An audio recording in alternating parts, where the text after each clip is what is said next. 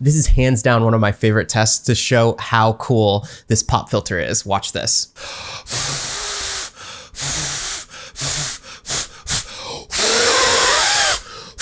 I'm getting really lightheaded. Here's the DIY pop filter option. If you have a pop filter like this, it definitely does the job, but just watch this.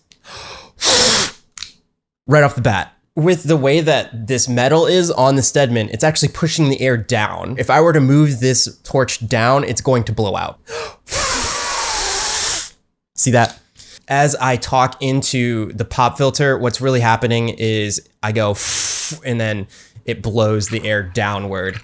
So if you put the microphone right here, all of your pops and everything aren't going to get into the microphone. But if, like where my microphone is right now, it might be blowing into it because my microphone's down here. Blowing into pop filters like that is a cool little test, but does that really translate into the Stedman being an effective pop filter on a microphone and not degrading your audio too much? What I mean is, if you were to be talking into the microphone and then if it removed too much of your plosives where your audio didn't sound natural, what we have done is set up the pop filter showdown. And really, that's just me throwing the Stedman up against a whole bunch of different things that I can find around my home that maybe you have at your home as well. If you are into this kind of content, my name's Javier Mercedes, and I do video tech tutorials on this channel as well as a video podcast. That's why I like to test audio things and video things. If you're into that kind of stuff, don't forget to hit that subscribe, like, and leave me some comments down below. I reply to everything. Peter Piper picked a peck of pickled peppers. A peck of pickled peppers Peter Piper picked. This is really hard. If Peter Piper picked a peck of pickled peppers, where's the peck of pickled peppers Peter Piper picked? Getting so much better. So here's the normal one. Here's the thicker version. I'm going to pop that on. Peter Piper picked a peck of pickled peppers. A peck of pickled peppers Peter Piper picked. If Peter Piper picked a peck of pickled peppers, where's the peck of pickled peppers Peter Piper picked? Oh, I got it, guys. And here is with the Stedman. Peter Piper picked a peck of pickled peppers. A peck of pickled peppers Peter Piper picked. If Peter Piper picked a peck of pickled peppers, where's the peck of pickled peppers Peter Piper picked? Peter Piper picked. Picked. Boom. Bow. Pachunk.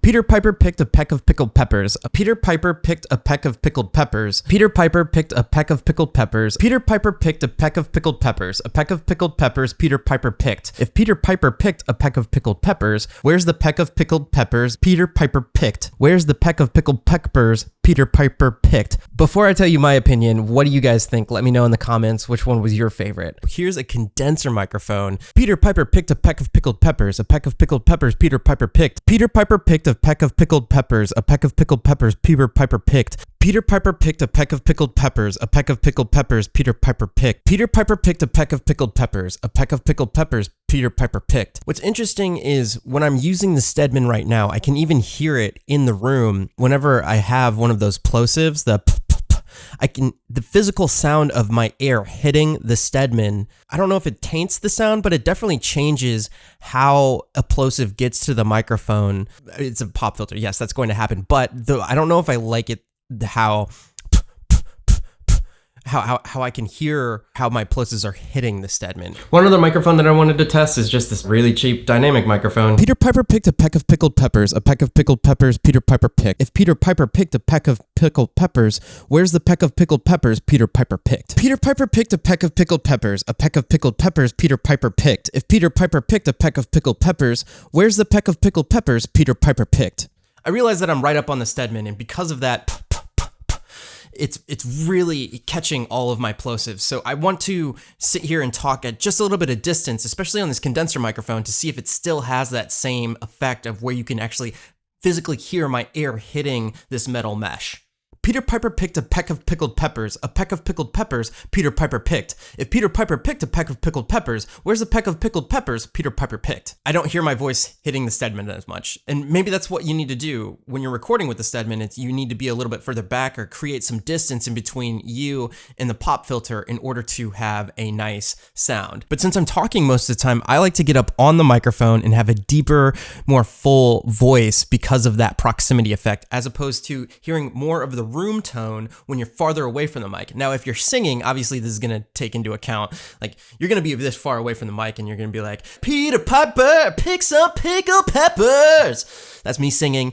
Okay. Now, as you can see, I'm a little bit further from the mic now than when I did my previous recording. So before I was like right up on the Stedman and I'm really exaggerating what I'm saying. So Peter Piper picked.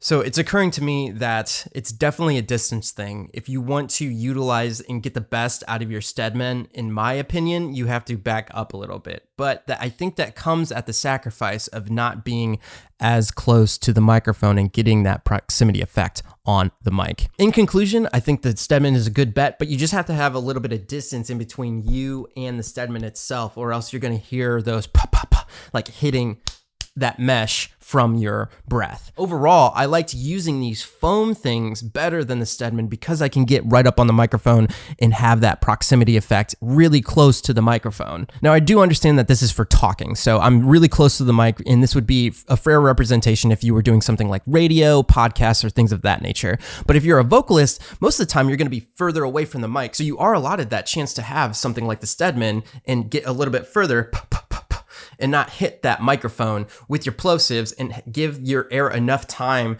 to kind of disperse before it hits that pop filter and you don't get the like that hi-hat sounding sound.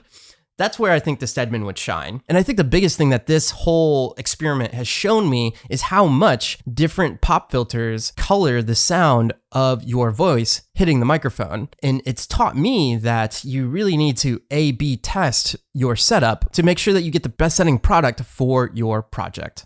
What do you guys think? Let me know in the comments, and I'm really curious to see which one was your favorite. As always, I'm going to have links to everything that I've talked about in the description below. And until next episode, live a life of abundance, and I'll see you guys later. Peter Piper picked a peck of pickled peppers. You can't even handle it.